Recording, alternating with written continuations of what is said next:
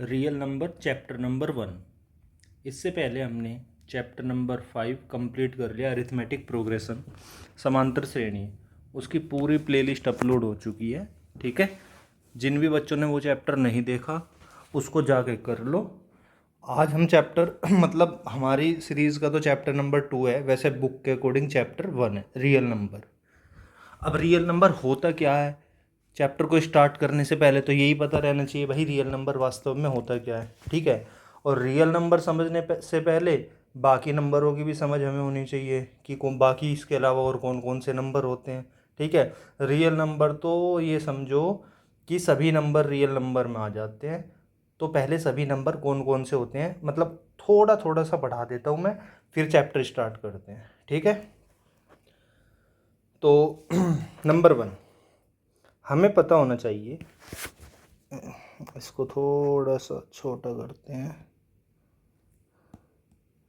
ठीक है, नंबर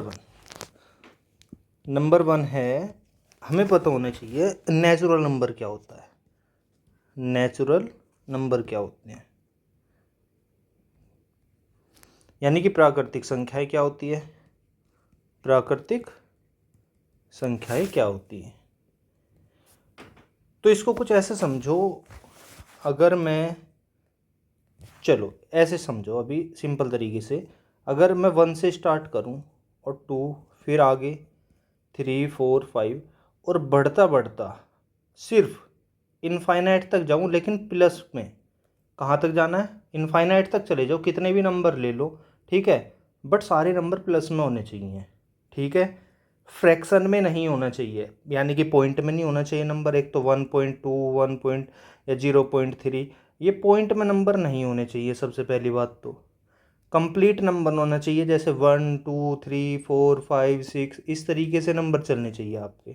ठीक है, कंप्लीट नंबर होना चाहिए, फ्रैक्शन में नहीं होना चाहिए और नेगेटिव में नहीं होना चाहिए। जैसे मैंने लिख दिया -2, तो नहीं, ये एक नेचुरल नंबर नहीं है। नेचुरल नंबर होंगे जो 1 से स्टार्ट होंगे और प्लस की साइड चलेंगे हम। ठीक है ना, 1, 2, 3, 4, 5 इस तरीके से। तो ये जो नेचुरल नंबर नहीं होते, ये भी मैंने तुम्हें इसके साथ साथ में बता दिया। ठीक है, अब दूसरे टाइप का नंबर क्या होता है, ये तो नेचुरल नंबर हो गए, आसान था। दूसरा नंबर कौन सा होता है, दूसरा नंबर है होल नंबर। कौन सा नंबर, होल नंबर।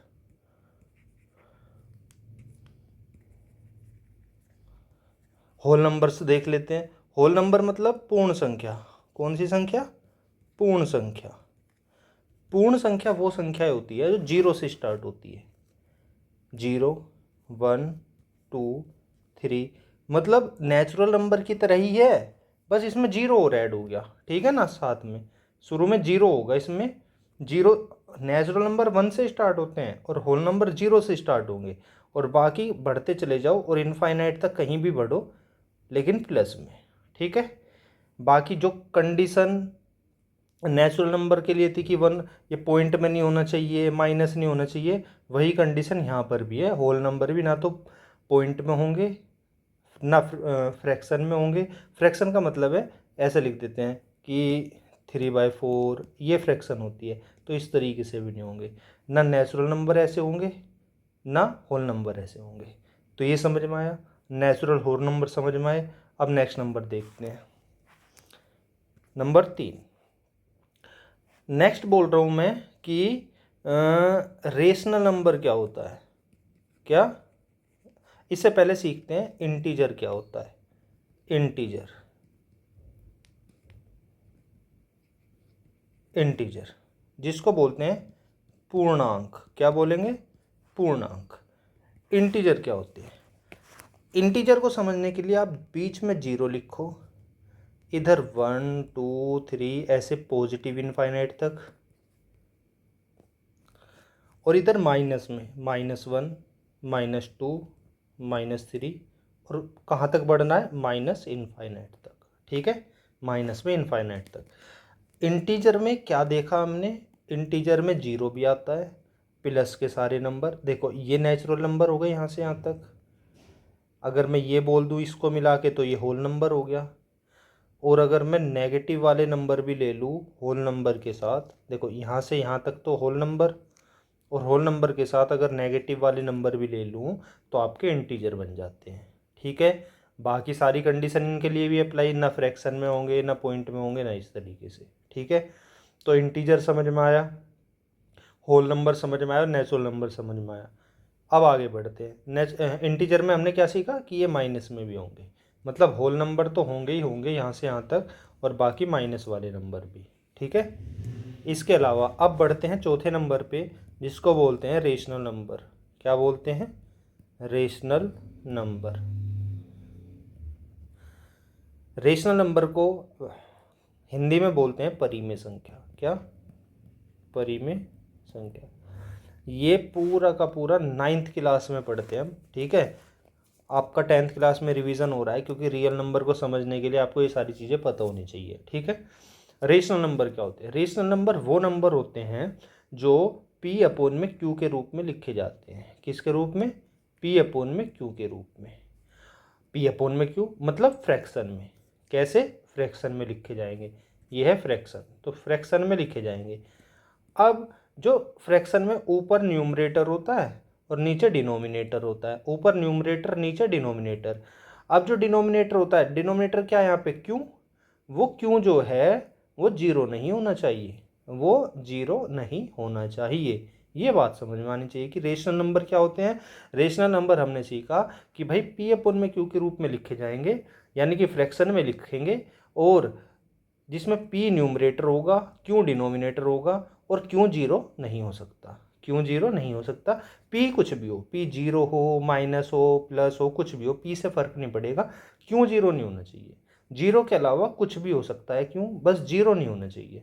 जैसे कि एग्जाम्पल सीख लेते हैं कि भाई एग्जाम्पल मैं बोल रहा हूँ 2/3 क्या एक परिमेय संख्या है? तो बोलोगे हाँ। कि भाई कैसे? कि देखो ये पी है और ये क्यू है, और क्यों देखो जीरो नहीं है, क्यों क्या है? 3 है। ठीक है, तो हाँ ये एक परिमेय संख्या है।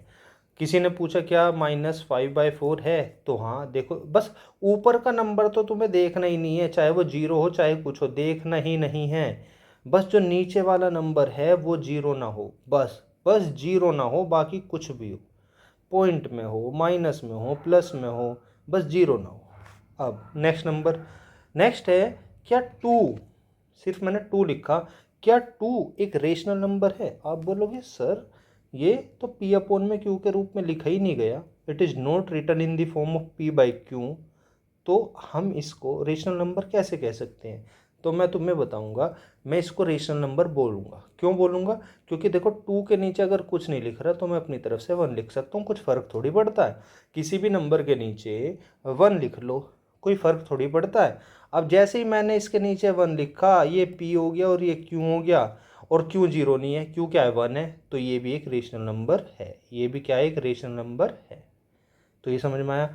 अब देखो एक ट्रिकी क्वेश्चन, किसी ने पूछा is zero a rational number? क्या जीरो रेशनल नंबर है? तो हम चेक करते हैं कि है कि नहीं है। क्वेश्चन है ये तुम्हारा, is zero a rational number, यानी कि जो जीरो है ये रेशनल नंबर है कि नहीं। तो मैं कहता हूँ कि ठीक है, आपने जीरो लिखा, जीरो के नीचे 1 लिख लूँगा तो कोई फ़र्क थोड़ी पड़ जाएगा। जीरो के नीचे कुछ भी लिखो रहेगा तो वो जीरो ही, तो मैंने 1 लिख लिया। अब देखो एक फ्रैक्शन बन गया, ऊपर पी नीचे क्यू। मैंने बोला था पी को तो देखना ही नहीं है, पी तो कुछ भी हो, जीरो माइनस प्लस कुछ भी हो, बस क्यों जीरो नहीं होना चाहिए, और क्यू क्या है यहाँ पर? क्यू 1 है, तो फिर फर्क ही नहीं पड़ रहा, क्यों जीरो नहीं आना चाहिए, तो ये भी एक रेशनल नंबर है। ये भी क्या है? एक रेशनल नंबर है। ठीक है, कोई सिंपल नंबर लिखा रहा है तो उसके नीचे 1 लिख के सीधा रेशनल नंबर बोल दो, कोई दिक्कत नहीं, कोई भी दिक्कत नहीं आनी चाहिए यहाँ तक, क्योंकि ये बहुत आसान सी चीज़ है। आप 10th क्लास में आ चुके हो, 9th क्लास इससे टफ होती है। अगर तुम्हें ये समझ में आ रहा है तो आप 9th क्लास अच्छे से करके आए हो, और नहीं भी करके आए हो तो इतने अच्छे से समझा दिया कि अब 9th क्लास में जाके दोबारा रिवाइज़ करने की ज़रूरत नहीं है। ठीक है, बस इसी वीडियो को दोबारा दोबारा देख के रिवाइज़ कर लेना। पहला हमने पढ़ा natural number, whole number, integer, rational number पढ़ लिया। अब चौथे नंबर पे आते हैं, रेशनल पढ़ लिया, इरेशनल भी पढ़ लो भाई, रेशनल पढ़ लिया, इरेशनल भी पढ़ लो। इरेशनल तो बहुत बड़ा टॉपिक है, बस छोटे से मैं हल्के में निपटा देता हूँ। इरेशनल नंबर यानी कि अपरिमेय संख्या, अपरिमेय संख्या। तुमने देखा होगा कुछ संख्याओं के पूरे पूरे रूट नहीं निकलते, जैसे √2 है, √2 का कंप्लीट, जैसे √4 है, √4 को कैसे लिखूंगा मैं, √4 को √2 × 2, पेयर बना, रूट को ऐसे तो सोल्व करते हैं, पेयर बना के बाहर निकाल लिया हमने, तो √4 को मैं 2 लिख सकता हूँ। जिस भी कोई भी नंबर अगर रूट में लिख रहा है और उसके कंप्लीट पेयर बन रहे हैं तो वो इरेशनल नंबर हो ही नहीं सकता, ये एक इरेशनल नंबर है ही नहीं। ये तो 2 क्या है, 2 तो 2 के नीचे 1 लिख लो, तो ये तो रेशनल नंबर आ गया, अभी अभी हमने पढ़ा, ये क्या आ गया, रेशनल नंबर। जबकि जो नंबर रूट में लिखे रहते हैं और उनका कंप्लीट रूट ना निकले, उनका कंप्लीट रूट ना निकले, वो इरेशनल नंबर होते हैं। वो क्या होते हैं, इरेशनल नंबर। जैसे कि √3, जैसे कि √5, जैसे कि √7, जैसे कि √9। क्या √9 को इरेशनल बोल रहे हो, गलत बात, √9 नहीं होगा। क्यों नहीं होगा, √9 को मैं 3 × 3 लिख सकता हूँ, पेयर बन गया, और पेयर बनते ही बाहर 3 को क्या लिख सकते हैं, 3/1, तो ये तो एक रेशनल नंबर है। ये क्या है, एक रेशनल नंबर है। तो ये बातें समझ में आई, ये रेशनल नंबर हमने सीखा। ठीक है, तो हमने कितने तरीके के नंबर सीखे, ये तो 5 बताए, रेशनल नंबर तो हमने 5वें नंबर पे सीखा। तो हमने लगभग 5 तरीके के नंबर सीखे। ठीक है, तो 5 तरीके के जैसे हमने नंबर सीख लिए, नंबर तो हमने नेचुरल नंबर सीखा, नेचुरल नंबर, हमने होल नंबर सीखा, हमने इंटीजर सीखा, हमने कौन सा कौन सा सीखा था, क्या था वो, रेशनल नंबर, रेशनल नंबर सीखा, पूरा नहीं लिखते, शॉर्ट में लिख लेते हैं। रेशनल नंबर सीखा हमने, इरेशनल नंबर सीखा। अच्छा, एक चीज़ और बता देता हूँ साथ में, कि छठे नंबर पे बताता हूँ कि प्राइम नंबर क्या होते हैं सर, ये प्राइम नंबर क्या है। और इसी के साथ साथ जब प्राइम नंबर सीखेंगे तो कंपोजिट नंबर भी सीख लेंगे। क्या सीखने हैं, कंपोजिट नंबर भी सीख लेंगे। इतने अच्छे से पढ़ा रहा हूँ कि नंबर का तो रोल, जो डिफ़िकल्टी फेस करनी पड़ती है ना बच्चों को, सारा एक ही वीडियो में कंप्लीट हो जाएगा। कि मतलब जो मेन चीज़ें जो तुम्हें सीखनी ही चाहिए, जो बेसिक है, कोई भी पूछे तो बता दो कि है क्या ये चीज़, वो सिखाई दूंगा तुम्हें। ठीक है, बस अच्छे से वीडियो देखना है, वीडियो को शेयर करना है, लाइक करना है, चैनल को सब्सक्राइब करना है। ठीक है, बस इतना ही तुम्हें करना है, बाकी अच्छे से अच्छा कंटेंट तुम्हें प्रोवाइड करवा दूंगा। पेपर में नंबर होगी तो चिंता ही मत करना। ठीक है, चलो प्राइम नंबर देखते हैं। प्राइम नंबर होते क्या है, प्राइम नंबर जो किसी के टेबल में ही नहीं आते, जैसे कंडीशन क्या है, 1 के टेबल को तो देखो मत, 1 के में तो हर नंबर आता है। ठीक है, और खुद का टेबल नहीं देखना, बाकी किसी के भी टेबल में जो नंबर नहीं आते वो प्राइम नंबर होते हैं। जैसे कि मैंने लिखा 3 किसके टेबल में आता है, 3 तो 3 के टेबल में आएगा और 1 के टेबल में आएगा। पर मैंने क्या बोला कि ना तो अपना खुद का टेबल देखना, ना 1 का टेबल देखना, बाकी इनके अलावा किसी भी टेबल में नहीं आना चाहिए, वही प्राइम नंबर है। तो मैं बोलता हूँ कि 3 और किसी के टेबल में नहीं आता, ये एक प्राइम नंबर है। ऐसे ही 5 सिर्फ 5 के टेबल में आता है और किसी के भी टेबल, 5 और 1 के में आता है, 1 देखना नहीं है और ना खुद का देखना है, तो भी ये भी प्राइम नंबर है। 7 ये भी किसी के टेबल में नहीं आता, 11 ये भी किसी के टेबल में नहीं आता। मैं तुमसे पूछूं क्या 9 एक प्राइम नंबर है, तो आप बोलोगे सर 1 के टेबल में नहीं देखना, खुद के टेबल में नहीं देखना, बट ये तो 3 के टेबल में भी आ रहा है। अगर कोई नंबर 1 के अलावा और खुद के अलावा किसी भी दूसरे नंबर के टेबल में आ गया तो वो प्राइम नंबर नहीं होता। वो क्या नहीं होता, वो प्राइम नंबर नहीं होता। तो वो क्या होता है, वो एक कंपोजिट नंबर होता है। वो क्या होता है, कंपोजिट नंबर होगा।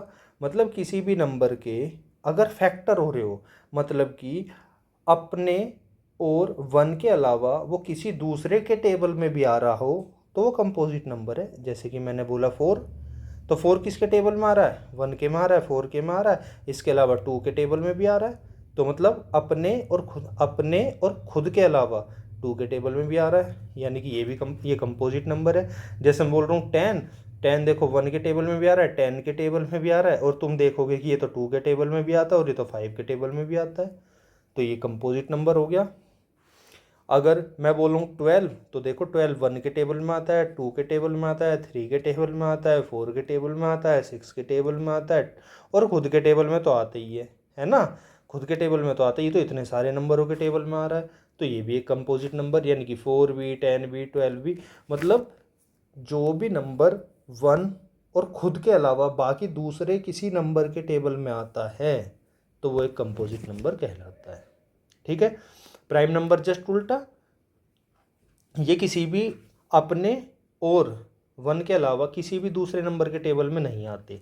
ठीक है, इसलिए इनको प्राइम नंबर बोला जाता है। जैसे 3, 5, 7, 11, इसके अलावा और कौन से हो सकते हैं? 13 हो सकता है, 17 हो सकता है, 19, 23, ऐसे खुद से सोच के 10, 5 चेक करना कि 100 तक कितने प्राइम नंबर निकलते हैं जो किसी के टेबल में नहीं आते। ये कमेंट सेक्शन में लिखना है तुम्हें कि प्राइम नंबर 100 तक कौन कौन से प्राइम नंबर है, ये कमेंट सेक्शन में लिखना। ठीक है, आप चेक करना खुद से।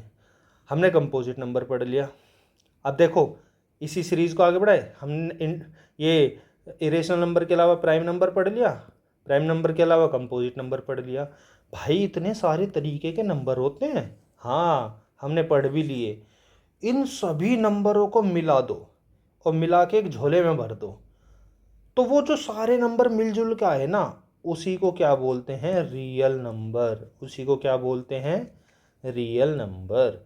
तो कोई भी पूछे कि रियल नंबर क्या होता है, तो बोलना जो भी नंबर आज तक हमने पढ़े वो सब रियल नंबर, चाहे वो जीरो हो, चाहे वो माइनस में हो, चाहे वो नेचुरल नंबर हो, चाहे whole number, irrational, rational, prime number, composite number, वो कुछ भी हो, वो सभी नंबर रियल नंबर होते हैं।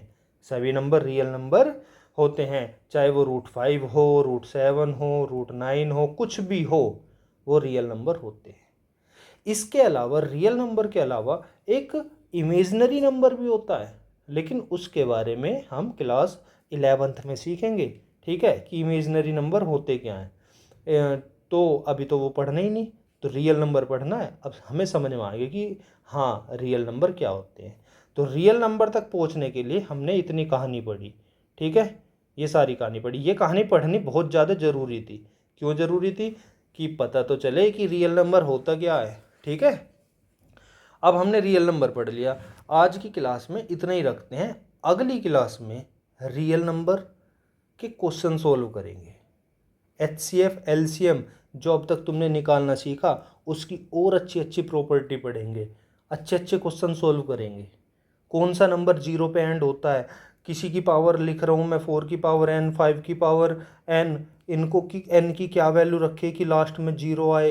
इस तरीके के क्वेश्चन हम नेक्स्ट क्लास में पढ़ेंगे। ठीक है ना। और क्या पढ़ेंगे? हम HCF पढ़ेंगे, हम LCM पढ़ेंगे, HCF LCM की प्रॉपर्टीज़ पढ़ेंगे हम। ये सब नेक्स्ट क्लास में आएगा।